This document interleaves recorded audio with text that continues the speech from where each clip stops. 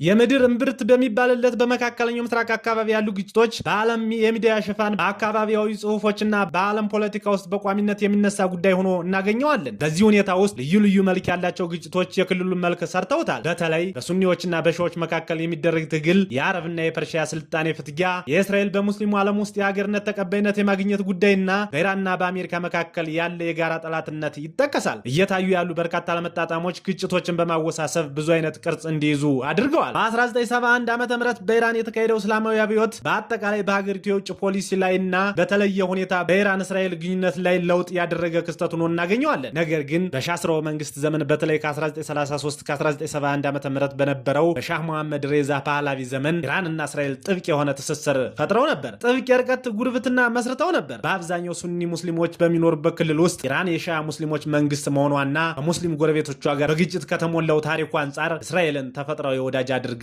ትመለከት ነበረ። በሌላ በኩል እስራኤል በሙስሊሙ ዓለም ውስጥ እውቅና ለማግኘት ትፈልግ ነበር። በመሆኑም ኢራን የምናብ ጎረቤት አድርጋ ታይ ጀምራ ነበር። የእስራኤል የመጀመሪያው ጠቅላይ ሚኒስትር ዴቪድ ቤንጎሪዮን እስራኤል በዙሪያዋ ከከበቧት ጎረቤቶቿ ጋር ግንኙነት ስላልነበራት ከእርሷ ጋር ወሰንተኛ ካልሆኑ ነገር ግን ከጎረቤቶቿ ጋር ከሚዋሰኑ ሀገራት ጋር የርቀት ጉርብትና የመፍጠር ሀሳብ አጠናከሩ። ይህም የጠላት ጎረቤቶቿን ተጽዕኖ ለመከላከል ታሳቢ ያደረገ ስትራቴጂ ነበረ። ለአብነት ከኢራንና ከቱርክ ከ1971 ዓ.ም እስላማዊ አብዮት በፊት ከእስራኤል ጋር ስትራቴጂካዊ ጥምረት መስርተው እንደነበር የአረብ እስራኤል ታሪክ ያስረዳል። የጠላት ወዳጀ በሚለው የርቀት ጉርብትና ሐሳብ አንጻር እስራኤል ከኢራን ጋር በጋራ ፍላጎቶች ላይ የተመሰረተ ግንኙነት ፈጥራ ለዓመታት በወዳጅነት ቆይታለች። እስራኤል በ1940 ዓ.ም እንደ ሀገር ስትመሰረት ከሙስሊሙ ዓለም እውቅና የሰጡ ብቸኛ ሀገራት ኢራንና ግብጽ ነበሩ። ኢራን ምንም እንኳ ለእስራኤል የሰጠችው እውቅና ኢመደበኛ በሆነ መልኩ ቢሆንም በጋራ ቀጠናዊ ፖለቲካዊ የጋራ ጥቅማቸውን ያራመዱትን ጥምረት አጠናክረው እስከ እስላማዊ አብዮት ድረስ አስቀጥለዋል። የሻዎች አገዛዝ በነበረበት ዘመን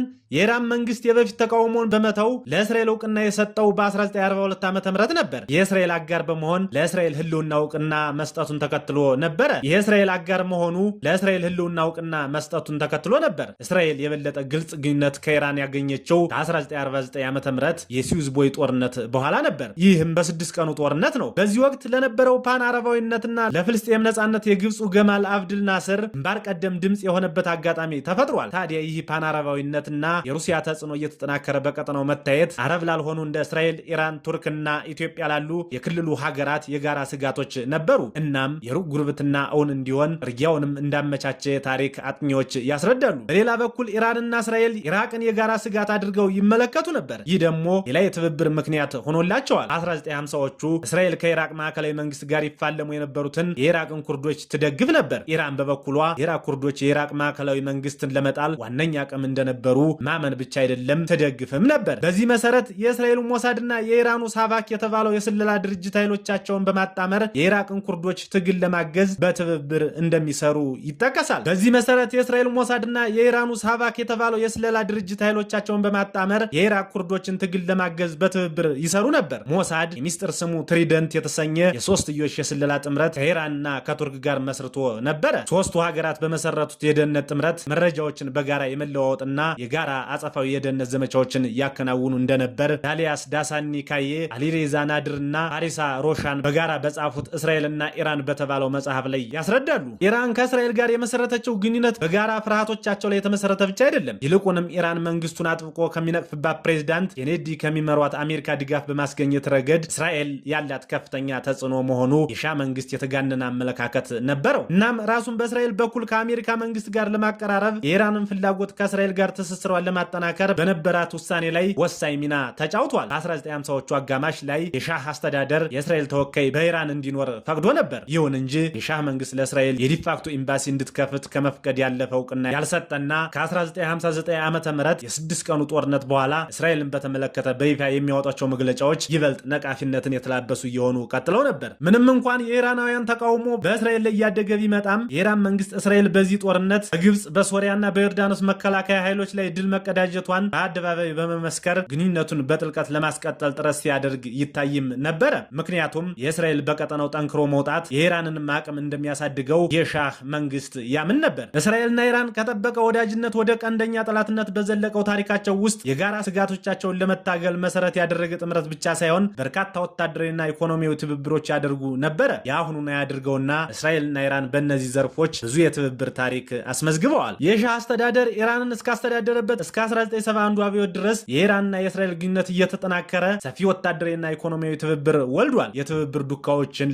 ለመደበቅ ኢራንና እስራኤል ትራንስ ኤዥያቲክ ኦይል በሚል አንድ ማዕከላዊ ህጋዊ ሰውነት ባለው ድርጅት ስር ፓናማና ስዊዘርላንድ ውስጥ አዳዲስ ኩባንያዎችን መስርተው ነበር። የተመሰረተውም በ1960ዎቹ ማብቂያ ግድም በእስራኤልና በኢራን ብሔራዊ ኦይል መካከል ያለው ቁልፍ የሚስጥር ትብብር ማከናወኛ ማዕከል በመሆን እንዲያገለግልም ነበረ። በጥቅሉ የእስራኤል ነዳጅ አቅራቢ ኢራን ነበረች። በ1965 ዓ.ም የተደረገው የአረብ የነዳጅ አድማ እስራኤልን ይደግፋሉ በሚል አሜሪካና አውሮፓን ለመቅጣት ቢደረግም የሻ መንግስቱን ደግሞ አጠናክሮታል። ኢራን አድማውን አልተቀላቀለችም ነበር በዚያን ጊዜ። እናም በዚህ ምክንያት ዋና ተጠቃሚ ሆና ነበረ። የተለመደ የነዳጅ ምርቷን በመቀጠል ገቢዋ በእጅጉ አሻቀበ። ኢራን እንዲሁም የነዳጅ ምርቷን ለወታደራዊ ፍላጎት ማጠናከሪያም ትጠቀምበት ነበረ። በ1968 ዓ.ም ላይ የተሻለ ዘመናዊ የሚሳኤል ስርዓትን መገንባት ላይ ያተኮረ ፕሮጀክት ፍላወር የሚባል አንድ ጥምር የኢራናውያን እስራኤላውያን ወታደራዊ እንቅስቃሴም ነበረ። ይህ ነዳጅ ለጦር መሳሪያዎች ከሚል ሀገራቱ በ1960ዎቹ ማብቂያ ላይ ከፈረሟቸው 1.2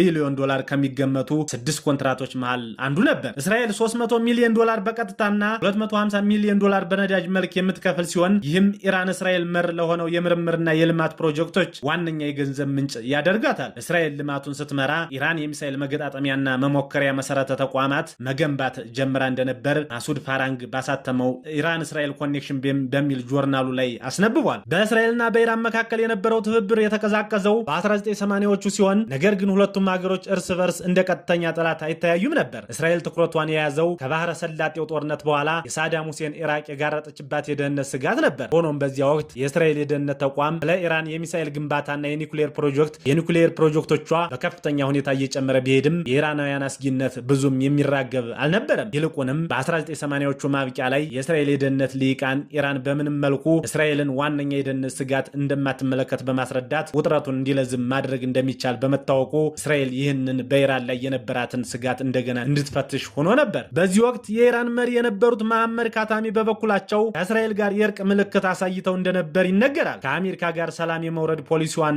ለእስራኤል ፍልስጤማውያን ግጭት የሁለት መንግስታት መፍትሄን ኢራናውያን እንደሚደግፉ አቋም በማሳየት መልካም ግንኙነት ለማስቀጠል ሞክረው ነበር። ነገር ግን መጀመሪያዎቹ ቀጣይ 10 ዓመታት የእስራኤል ኢራን ባላንጣነት በደንብ እየጠነከረና የሚታይ እየሆነ መጣ። በአፍጋኒስታንና በኢራቅ የተደረጉ ጦርነቶች ታሊባንንና ለሳዳም ሁሴን የመሰሉ ሁለት የረጅም ዘመን የኢራናውያን ጠላቶች ድል ነስቷል። ይህም የኢራናውያን የቀጠናዊ ተጽዕኖ እንዲስፋፋ በማድረግ ውጤት አስከትሎ ነበረ።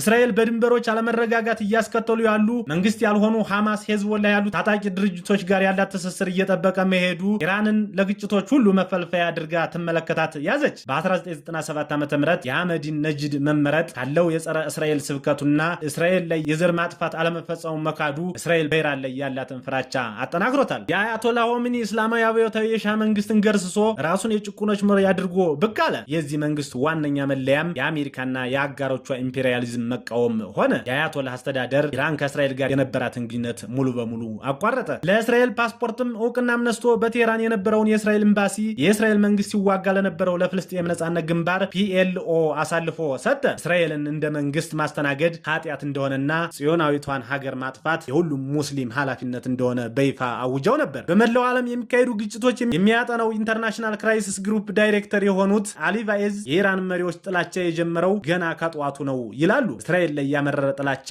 የአዲሱ የኢራን መንግስት መገለጫ የሆነው አብዛኞቹ የኢራን አመራሮች እንደ ሊባኖስ ባሉ አካባቢዎች ከፍልስጤም ተዋጊዎች ጋር ወታደራዊ ልምምድና የሽምቅ ውጊያ ሲያደርጉ ቅርበት ስለፈጠሩ ነው ይላሉ። ከዚያ በተጨማሪም አዲስቷ ኢራን ራሷን የፍልስጤማውያን ጉዳይን በማጉላት የሙስሊሞች ተቆርቋሪ ሀገር ሆና ለመታየት ስለምትሻ ጸረ እስራኤል ሆና ብቅ ብላለች። ኢራን በመካከለኛው ምስራቅና በባህረ ሰላጤው አካባቢ ከእስራኤል ውጭ በቀጥናው ጠንካራ ሀገር የሆነች ሳውዲ አረቢያን በጥርጣሬ ነው የምትመለከታት። በአብዛኛው ሱኒ ሙስሊሞች በሚኖሩበት ቀጠና የብዙሃን ሺዓ ሙስሊሞች መገኛ የሆነችው ኢራን ወደፊት ሊቃጣባት ከሚችል ጥቃት ራሷን ለመጠበቅ ስትል በመረጠችው ስትራቴጂክ ከተቀረው ዓለም ልትነጠል መቻሏ ይገለጻል። በዚህም የኢራን መንግስት ከሀገራት ይልቅ በአካባቢው የተለያዩ ዓላማዎችን አንግበው ከሚንቀሳቀሱ ቡድኖች ጋር በማበር ፍላጎቷን ለማስጠበቅ ስትጥር ቆይታለች። ኢራን አክሲስ ኦፍ ሬዚስታንስ ስትል የምትጠራው ስብስብ በሊባኖስ፣ በሶሪያ፣ በኢራቅና በየመን ተንሰራፍቶ ይገኛል። ቴህራን በአሜሪካና በአውሮፓ ህብረት አሸባሪ ተብሎ የተፈረጀውና መቀመጫውን በሊባኖስ ያደረገውን ሄዝቦላን ታስታጥቃለች። ጋዛን ለሚያስተዳድረው ሐማስ፣ በየመን ለሚንቀሳቀሰው ሁቲ አማጽያን ኢራን የተለያዩ ድጋፎችን በማድረግ በአካባቢው ተጽዕኖ ስትፈጥር ቆይታለች። እስራኤል ደግሞ ኢራን በዙሪያዋ ይህ ሁሉ ስታከናውን ዝም ብላ አልተመለከተችም። ኢራን ውስጥ የሚገኙ ኢላማዎችን እንዲሁም በዙሪያ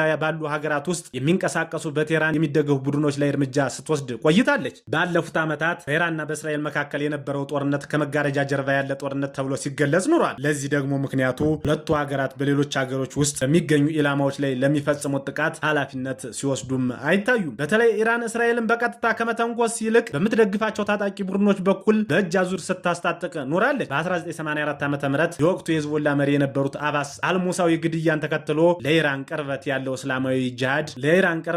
እስላማዊ ጂሃድ ቡድን በአርጀንቲና ቦነስ አይረስ የሚገኝ የእስራኤል ኤምባሲን በቦምብ አጋይቶ 29 ሰዎችን ገድሎ ነበር። እስራኤል ለህዝቦላ መሪ ግድያ ኃላፊነት ባትወስድም የቴል አቪቭ የደህንነት ተቋማት የሆነው ሞሳድ ግድያውን መፈጸሙ ይታመናል። እስላማዊ የጂሃድ ቡድኑም ቢሆን የእስራኤልን ኤምባሲ ያጋየው ያለ ኢራን እውቅና እንደማይሆን ግልጽ ነው። እስራኤል የኢራን ጉዳይ አንገብጋቢ የሚሆንባት የአያቶላህ ቴህራን የኒኩሌር ፕሮግራም ጉዳይ ነው። ለዚህም ኢራን የኒኩሌር ቦምብ ባለቤት እንዳትሆን እስራኤል የተቻላትን ሁሉ ስታደርግ ቆይታለች። ኢራን የኒኩሌር ፕሮግራሟ ብቸኛው ዓላማ የኤሌክትሪክ ኃይል ለማመንጨት የሚውል ሰላማዊ ዓላማ ያለው ነው እያለች ቆይታለች። ይህን ምክንያትም ጨርሶ የማትቀበለው እስራኤል በዲፕሎማሲያዊ በኩል ኢራን ላይ ማዕቀብ ከማስጣል አልፋ ከአሜሪካ ጋር አብራ የኢራን የኒኩሌር ማብላያ ጣቢያ ስቱአኔት በሚባል ኮምፒውተር ቫይረስ አውካ ከፍተኛ ጉዳት አድርሳበት ነበረ። እስራኤል የኢራን ኮምፒውተሮች ብቻ ሳይሆን ሳይንቲስቶቿንም ኢላማ እያደረገች በቴህራን ጎዳናዎች ላይ ገድላለች። በ2012 ዓ.ም በጉምቱ የኒኩሌር ሳይንቲስት ተመራማሪ ሞሐሰን ፋክሪዛይድ ላይ የተፈጸመው ግድያም ብዙ ያነጋገረ